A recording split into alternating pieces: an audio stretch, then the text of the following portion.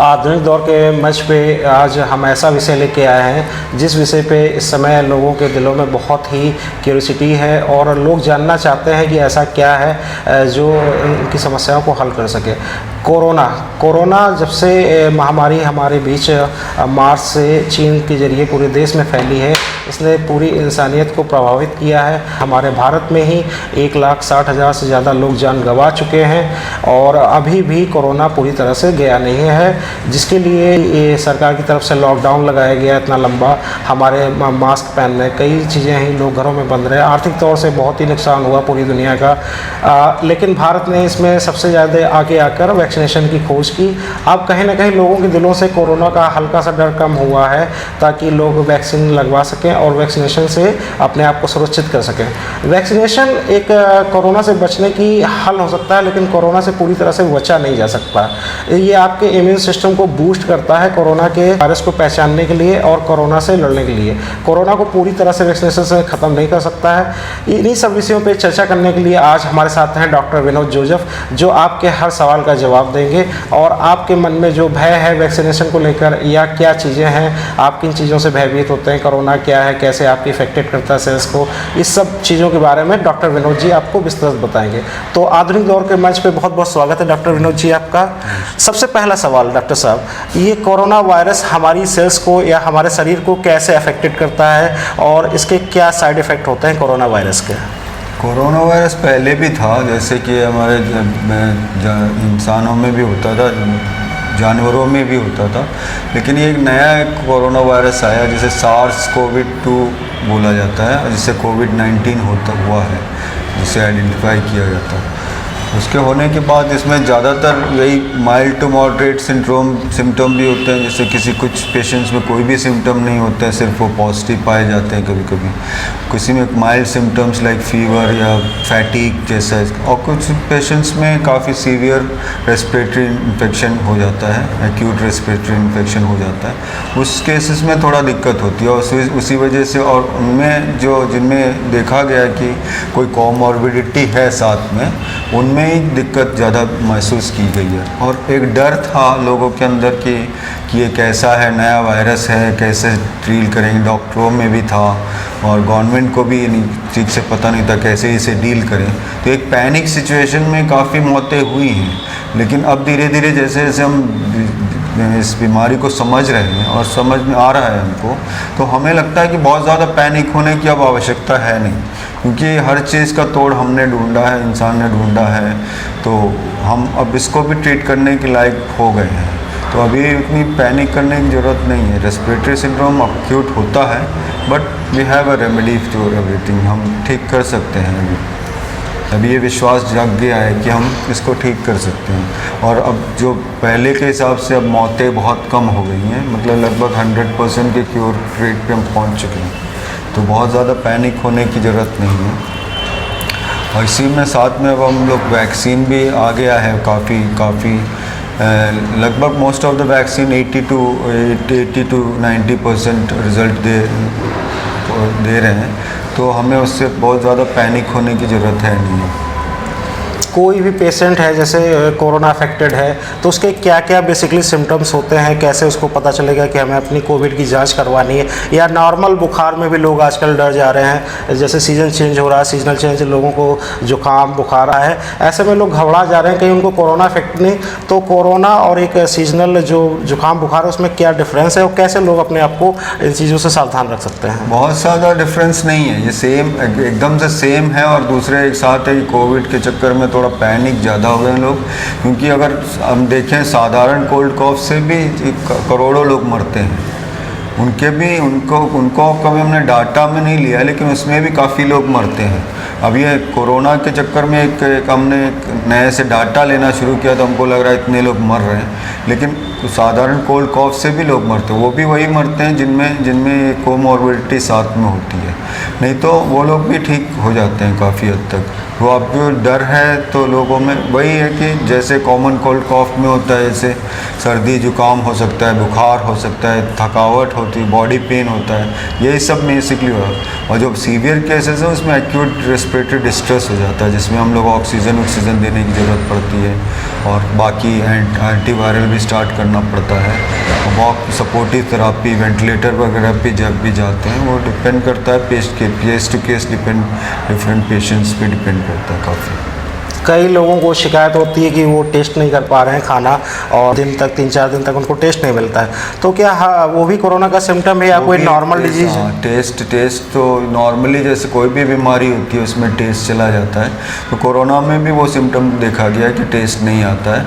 लेकिन तो उसके बाद जब टेस्ट करते हैं तो बहुत टाइम पे वो नेगेटिव होते हैं, बहुत टाइम में पॉजिटिव भी हो जाते हैं, तो उसमें बहुत ज़्यादा डिफरेंस नहीं है कॉमन कोल्ड और इस कॉमन बीमारी में और इसमें। जैसा कि वैक्सीनेशन आ चुका है और हमारे देश के प्रधानमंत्री नरेंद्र मोदी जी ने वैक्सीनेशन लगवा के जनता में ये विश्वास जगाया है कि ये वैक्सीनेशन पूरी तरह से सुरक्षित है, तो ये वैक्सीनेशन कैसे लगती है, इसका कितने डोज हैं और ये डोज कितने दिनों के बाद लगने चाहिए, ये हमारे दर्शकों को बताएं आप। कोरोना वैक्सीन नॉर्मली एक वैक्सीन बनाने में 10 से 20 साल तक के काफ़ी टाइम लगा था, लेकिन इस बार गवर्नमेंट ने और हमारे देश ने या दूसरे गवर्नमेंट्स ने काफ़ी एफर्ट डाल करके अपने सिटीजन्स के लिए काफ़ी एफर्ट डाल के बहुत ही एक ही साल में ही मतलब पूरा वैक्सीन प्रिपेयर किया है।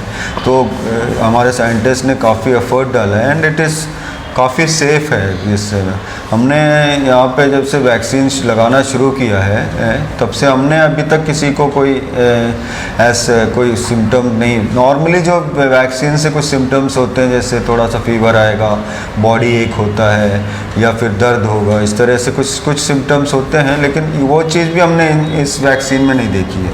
तो हमारे हिसाब से ये बहुत सेफ़ वैक्सीन है और काफ़ी एफर्ट किया है हमारे साइंटिस्ट ने, तो हमको इसको लगाना चाहिए एक बार। और इसका वैक्सीन डे 1 पे लगता है और डे 28 पे दूसरा वैक्सीन लगता है, तो 2 वैक्सीन लगाने होते हैं हमको। तो इन वैक्सीन का कुछ डोज अलग अलग एज के हिसाब से होता है या सेम वैक्सीन सभी को लगाई जाती है? एज के हिसाब से कुछ इनका डोज सिस्टम अलग है या सेम वैक्सीन लगाई जाती है सभी? अभी ये सब एक एक्सपेरिमेंटल तौर पे ही है। अब एग्जैक्टली अभी तो हम लोग एडल्ट को ही लगा रहे हैं, बच्चों को नहीं लगा रहे हैं। अभी तो एडल्ट को 0.5 ml लगाते हैं हम इंट्रामस्कुलर, और वो मतलब उसके बाद 28 दिन बाद एक डोज और दिए जाते हैं। तो अभी फ़िलहाल हम एडल्ट्स में और कोमॉर्बिड पेशेंट्स में ही लगा रहे हैं और उसमें काफ़ी सेफ़ पाया गया है। तो अब हम बच्चों में भी वही सेम डोज पे कुछ ट्राई कर सकते हैं। क्या ऐसे पेशेंट आपके पास आए जो पहले से कोरोना अफेक्टेड थे और ठीक हो गए, वो भी एंटीडोज ले रहे हैं कोरोना का, या फिर अभी सारे ऐसे पेशेंट आ रहे हैं जिनको कोरोना नहीं हुआ है?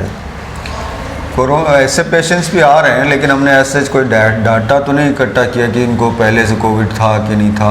लेकिन नॉर्मली जैसे अगर मेरी स्थिति ले कि मेरे को भी कोविड हुआ था, मेरे कोई सिम्टम नहीं थे, मैंने एंटीबॉडी टाइटर कराया था, लेकिन 2 महीने बाद वो ख़त्म हो चुका था।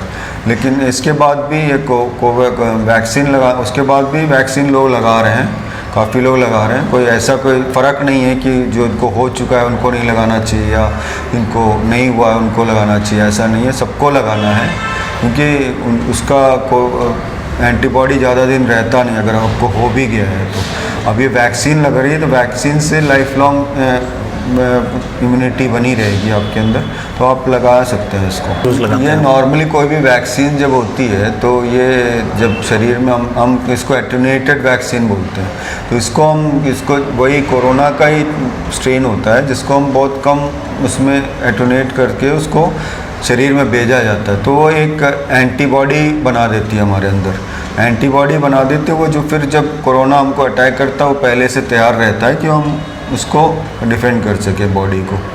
तो एक एंटीबॉडी डेवलप हो जाती है बॉडी के अंदर, और कोरोना वैक्सीन से कहते हैं कि लाइफ लॉन्ग हमारी जो बॉडी में एंटीबॉडी रहेगी। और उसके लिए अब टेस्ट भी आ रहे हैं जो हम चेक कर सकते हैं, क्योंकि अभी हम एक्सपेरिमेंटल उस पर चल रहे हैं, तो हम एक एंटीबॉडी रेगुलरली चेक कर सकते हैं, तो हमें पता चलता रहेगा कब तक हमारी बॉडी में एंटीबॉडी है। तो जो आप फर्स्ट डोज लगाते हैं कोरोना वैक्सीन का, इसका क्या नाम है और ये किस तरह से जाके सेल्स में काम करता है? क्या ये इम्यून सिस्टम को डेवलप करता है या कैसे ये कोरोना वायरस को पहचानता है, क्या करता है ये जो फर्स्ट?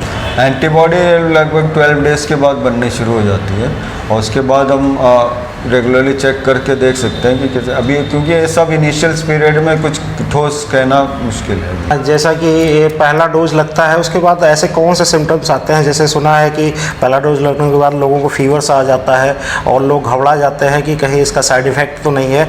तो पहला डोज लगने के बाद कौन कौन से सिम्टम्स दिखाई देते हैं पेशेंट में और पेशेंट को क्या केयर करनी चाहिए या क्या सावधानी बरतनी चाहिए पहला डोज लगने के बाद?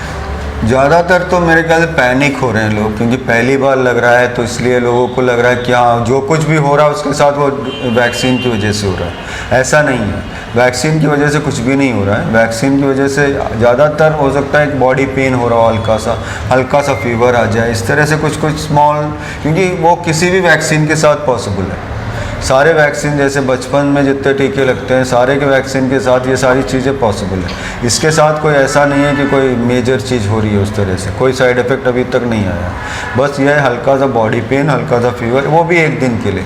उसके लिए आप एक हल्का से पैरास्टामोल ले सकते हैं, इस तरह से। बाकी लोगों में पैनिक है कि अभी भी उनको डर लग रहा है कि हमने लगा लिया, उसका कोई सिम्टम तो नहीं है, वरना वैसा कुछ है नहीं खास। जैसा कि डॉक्टर विनोद जी ने कहा कि डरने की कोई बात नहीं, लोग पैनिक की वजह से घबरा जाते हैं जिसके कारण उनके शरीर पे प्रतिकूल प्रभाव दिखता है। आपको डरने की ज़रूरत नहीं, आप निडर होकर फर्स्ट डोज लगवाएं। सेकेंड डोज जब लगता है डॉक्टर साहब, तो फर्स्ट से सेकेंड डोज के बीच पेशेंट को कोई खास सलाह दी जाती है या कोई उनको चीज़ों से दूर खाने पीने या कुछ सावधानियाँ बरतने को कहा जाता है? कोई सावधानी की ज़रूरत नहीं है। सब जैसे आप नॉर्मल जी रहे हैं, जैसे आप खा पी रहे हैं, सब कुछ आप कर सकते हैं। ऐसा कुछ नहीं कि वैक्सीन लगने के बाद आपको कुछ रिस्ट्रेन करना अपने आप को या किसी चीज़ को नहीं खाना है, ऐसा कुछ नहीं है। आप सब खाइए पे हेल्दी फूड हैबिट रखिए और सब कुछ खाइए और अच्छी एक्सरसाइज कीजिए और फिट रहिए। कई हमारे पेशेंट ऐसे होते हैं जो शुगर और बीपी के पेशेंट होते हैं। ऐसे जो पेशेंट जो किसी खास बीमारी से ग्रसित है उनके लिए ये बूस्ट लगवाना क्या फ़ायदेमंद है या उनके लिए कुछ सावधानियों के साथ ही इस तरह से कोरोना ये वैक्सीनेशन लगाया जाता है? काफ़ी फ़ोन हमारे पास आते हैं कि हमको ये बीमारी हम लगा सकते हैं, ये बीमारी है लगा सकते हैं। तो हमारा कहना ये है कि आपके पास जो भी बीमारी हो, हमने जो वैक्सीन लगा रहे हैं वो कोमॉर्बिड लोगों को ही लगा रहे हैं, जिनके पास ऑलरेडी डिजीज़ है उनको हमको बचाना है, क्योंकि वही लोग ज़्यादातर ये सीवियर कोविड से त्रस्त होते हैं, तो उनको बचाने के लिए हम लगा रहे हैं। तो मतलब ये है कि वो उनके लिए भी सेफ़ है, बहुत सेफ़ है उनके लिए सारा वैक्सीन, तो उससे कोई डरने की ज़रूरत नहीं। जिनको कोमॉर्बिडिटी उन्हीं को ही लगाना चाहिए कायदे से, क्योंकि जो हेल्दी पीपल हैं तो वो फिर भी सस्टेन कर जाते हैं किसी अटैक को, कोविड अटैक को, लेकिन वो जो कोमॉर्बिड जो इनके बीमारी ऑलरेडी है उन लोगों के लिए ज़्यादा ज़रूरी है वैक्सीन लगाना। जैसा कि डॉक्टर विनोद ने कहा कि जो लोग बीमार हैं या जिनका इम्यून सिस्टम है उनको पहले वैक्सीनेशन कराना चाहिए। तो डॉक्टर साहब जैसा कि मतलब सेकेंड डोज लगवाते हैं, सेकेंड डोज के बाद क्या वो लोग निश्चिंत हो सकते हैं कि अब उनको कोरोना नहीं होगा?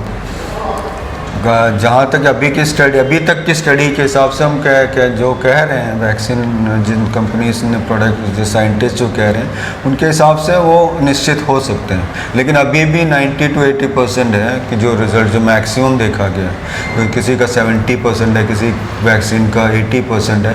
तो हम अभी भी फुल्ली कहने लायक नहीं हुए हैं क्योंकि ज़्यादा बोलना भी ठीक नहीं है, क्योंकि we are on an experimental stage, practical stage पे हम लोग। तो अभी हम लोग उतना कह नहीं सकते हैं अभी भी, क्योंकि किसी वैक्सीन का 70% है, किसी का 80% है, तो हम कुछ ठोस कह नहीं सकते हैं। तो हो सकता है कि, लेकिन हम ऑब्जर्व करते रहेंगे, अगर हो सकता है कि किसी को कभी ना हो।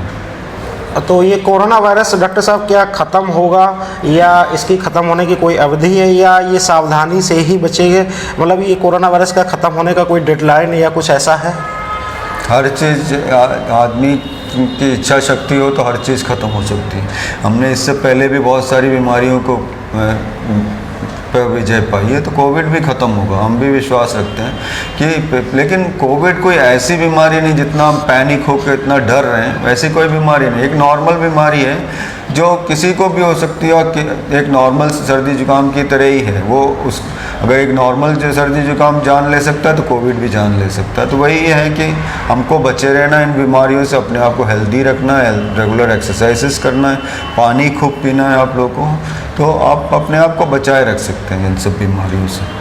डॉक्टर विनोद के अनुसार आप अगर चाहें, आपकी इच्छा शक्ति चाहें तो आप बीमारी से बहुत हद तक बचे रह सकते हैं। आम आदमी तो लॉकडाउन में घर में बैठ गया था और हम लोगों ने छुट्टियां मनाई, लेकिन उसी दौरान हमारे डॉक्टर्स, विनोद जैसे लोग, लाखों डॉक्टर्स दिन रात सेवा करके और दिन रात अपना समय देकर कोरोना पेशेंट का इलाज कर रहे थे और कोरोना पेशेंट को ठीक करके घर पहुँच रहे थे। इन पिछले मार्च, आज 1 साल होने जा रहा है कोविड काल को। डॉक्टर साहब, ऐसा कोई वाक़या, ऐसा कोई तजुर्बा जो इस इलाज के दौरान आप कभी घबराए हो इस बीमारी से, या फिर इलाज करते समय 1 साल हो गया है कोविड में, कभी कोई ऐसी आपको फीलिंग आई कि ये आपदा हमारे सभी देश में आई है, पूरी दुनिया में आई है? क्या एक्सपीरियंस रहा आपको ये कोविड? शुरुआत में थोड़ा डर जरूर लगता था कि हम कहें कि हम ले जाएं, तो फिर हम घर जाते हैं, बच्चे थे उनके बारे में सोचते थे, फिर हमारा स्टाफ था पूरा, बच्चे थे जिन्होंने अभी जैसे ड्यूटी स्टार्ट किया है, तो उनके बारे में डर लगता था। लेकिन यह कि जब करना था तो करना था, तो जब हम खुद पढ़ते थे तो हमारे साथ में सारे स्टाफ खुद पढ़ते थे, उन्होंने कभी घबराहट में देखा नहीं। बहुत सारे पॉजिटिव भी हुए, हमें 2-3 दिन 4-5 दिन के लिए हॉस्पिटल क्लोज भी करना पड़ा था, लेकिन किसी में कोई मेजर सिम्टम नहीं आए, सब सुरक्षित होकर के निकल आए। और हमने ऐसे भी पेशेंट आए जिनको हमने देखा कि इनिशियल जब टेस्ट किया था तो कोरोना नेगेटिव था, और उसके बाद हमने जब उसको ट्रीटमेंट करते जा रहे थे, वेंटिलेटर इवन इंटूबेट तक के किया, उसके बाद भी पेशेंट नहीं ठीक हो रहा, तो फिर हमने दोबारा जब रिपीट किया तो पॉजिटिव आया।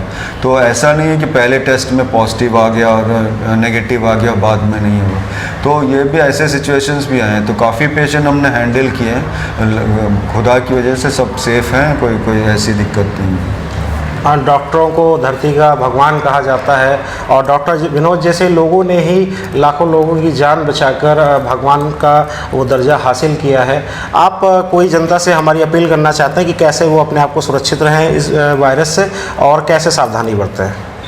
ज़्यादातर बीमारी हमारी गंदगी की वजह से होती है, तो हम यही आप सबसे से कहना चाहेंगे कि मतलब अपने हाथ को धोएं रेगुलरली, अपने पानी खूब पिएं, मास्क लगाएं, सोशल डिस्टेंसिंग रखें और ज़्यादा गंदगी ना बचाएं, क्योंकि हम जितनी बीमारियां बढ़ रही हैं वो सारी गंदगी की वजह से। अगर आप देखो कोरोना का भी डेवलपमेंट वहीं पे हुआ जहाँ पे हम लोग एक तरह से हमारी जो ज़रूरत है उसको पूरी नहीं कर पा रहे। तो हम लोग जितने जो जानवरों से हुआ है, तो जिस तरह से कहा जाता है कि वहाँ पे एक मीट मंडी में ये डेवलप हुआ था, वहाँ पे क्या है कि जो कंज्यूमरिज्म जो है बहुत ज़्यादा बढ़ गया, डिमांड ज़्यादा बढ़ गई, उतनी सप्लाई नहीं हो पा रही है, तो सबको हर्ड करके रखा जाता है इन जानवरों को, तो उनमें आपस में स्प्रेड होता है। तो जितना हम डिमांड और सप्लाई को मेंटेन नहीं कर पा रहे, उतना ज़्यादा हमारा बीमारी फैल रही है, उतना ज़्यादा गंदगी फैल रही है, उतनी ज़्यादा बीमारियाँ फैल रही हैं। ऐसे अगर आप देखें तो जैसे केरला जैसे सेफ स्टेट में भी इवन इतना कंज्यूमरिज्म इतना बढ़ गया है कि वहाँ पे भी काफ़ी बीमारी इससे पहले भी आई हैं। तो वो सारी चीज़ हमारी पैदा की हुई है, हम ही पैदा कर रहे हैं बीमारियों को, इसीलिए हमें उनसे बचने के लिए हमें अपने एनवायरनमेंट को सेफ रखें, पेड़ पौधों को ना काटें, अब इधर उधर थूकें ना, इधर उधर गंदगी ना बचाएं, सामान कूड़ा कचरा इधर ना बचाएं। अगर आप साफ़ रखेंगे, धरती साफ़ रहेगी, सब कुछ साफ़ रहेगा, हम भी इससे हेल्दी रहेंगे। जैसा कि आपने देखा, डॉक्टर साहब ने इतनी महत्वपूर्ण जानकारियाँ दी आप सभी के लिए। आप सभी इन पे अमल करें, स्वस्थ रहें और सेहतमंद ही ज़िंदगी एक असली ज़िंदगी होती है जिसमें आप सभी सुख भोग सकते हैं। आधुनिक दौर मंच पे इतनी महत्वपूर्ण जानकारियाँ देने के लिए डॉक्टर साहब आपका बहुत बहुत धन्यवाद। हमारे चैनल को लाइक और सब्सक्राइब ज़रूर करें और ऐसी महत्वपूर्ण जानकारियाँ निरंतर पाते रहें। धन्यवाद।